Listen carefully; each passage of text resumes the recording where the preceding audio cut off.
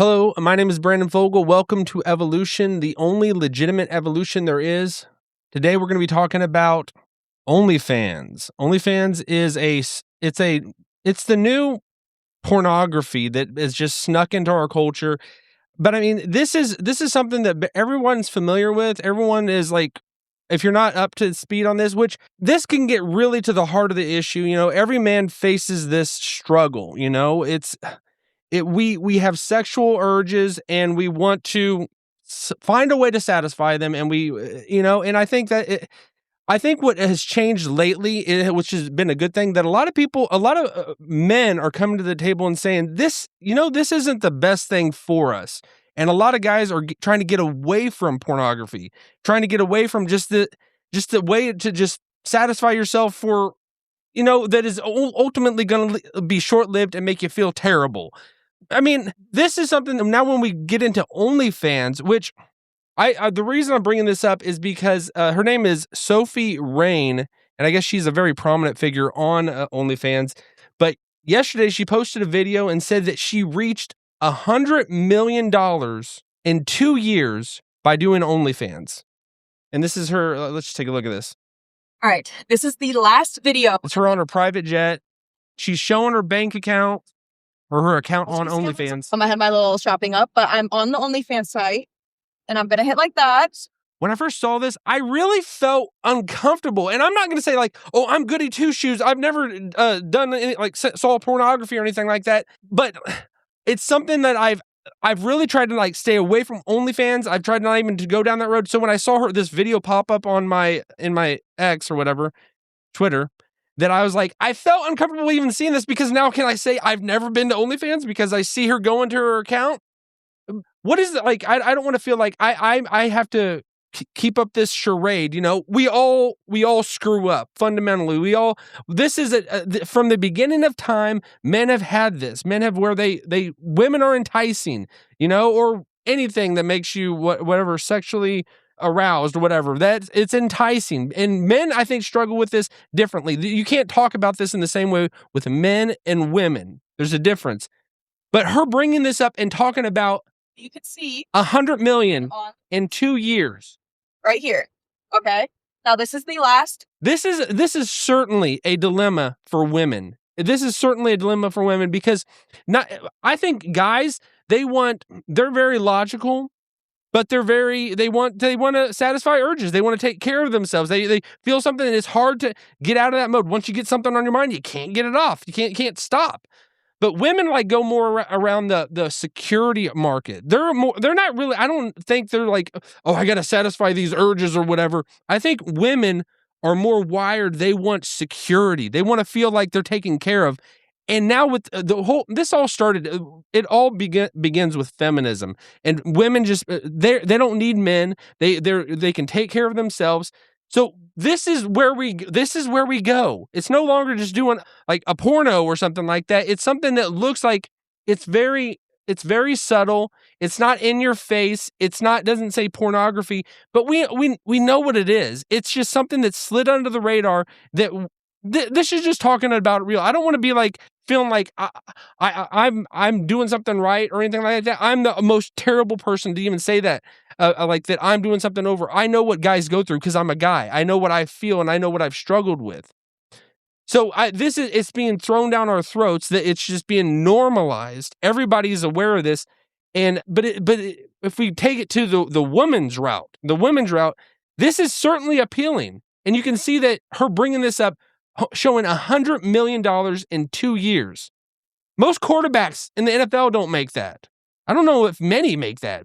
A very small few would make that. But to say that now women can make that by selling themselves, it's the situation that we're in as America. And this is like, America is the hub, the where all the porn goes to. Other countries, they just make their money off of us. They're sending us, and we're just drowning in it. We're just guzzling it down because it's something that we're familiar with.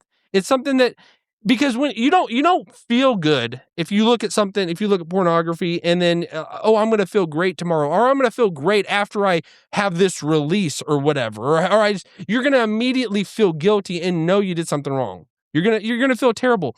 And that I've thought about talking about this before and bringing this up, and regarding just masturbation in itself.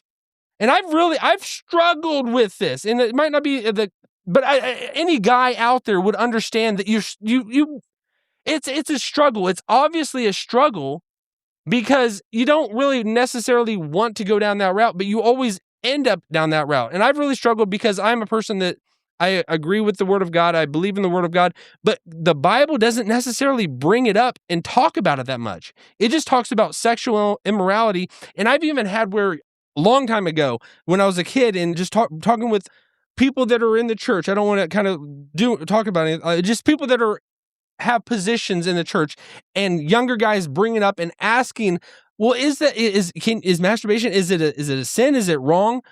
I've had an epiphany or a realization that, you hear from both sides. I've heard very theologically minded men talk about and say and describe it's not a sin in itself. It's lusting over someone is a sin. Jesus points that out, but in itself, they say it's not a sin to masturbate. But then some would argue it's definitely a sin. It's definitely a sin. And the Bible I don't see any verse in there that talks about that. But I would say, to me, the way that I've come to it, I don't think that it is inherently a sin like by itself. That's where I'm at right now. But I also think that it is damaging to a man. It is damaging to a man, and it hurts a man. And in that sense, it is ruining them and in hurting them, so that it almost becomes a sin because you're hurting your body. You're polluting your body. You're eating cheeseburger, double quarter pounder every day, every meal. You're hurting yourself. And in the long run, we understand that guys, just like you release and let go of your testosterone, you let go of your manhood in that sense, and for a useless purpose, not the way that God intended. And this goes from both angles. We obviously know that women are doing this. It's not a good thing. It's not a good look. A girl that falls into OnlyFans hasn't chosen the best route. Whether she has to wear an apron and be baking pie in the kitchen for a man or whatever, it's not like you have to be one or the other. But I definitely think we understand that going the OnlyFans route or doing pornography as a woman, it's definitely going to hurt you. And it's definitely not a good look. It's not a good way to go. And I just think of guys like, you raise a daughter, and it used to be if she ends up on a stripper's pole, that you really failed as a father. I think now if your daughter ends up on OnlyFans, which that is a very, I guess, picturesque moment of, man, I should have done things differently. I should have raised my children differently.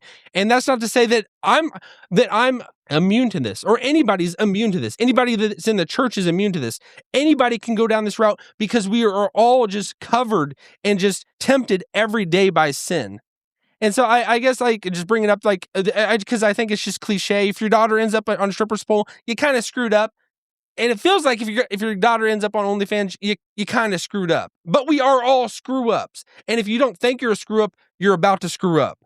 This is real life. This is what, but most people don't want to talk about this. OnlyFans is just something that people kind of make a joke of. But we all understand that it's not the best way. It's not the ideal way. But America is the vacuum and the suction cup of the rest of the world of pollution. Pollution just comes to America because we are a depraved nation in a lot of ways.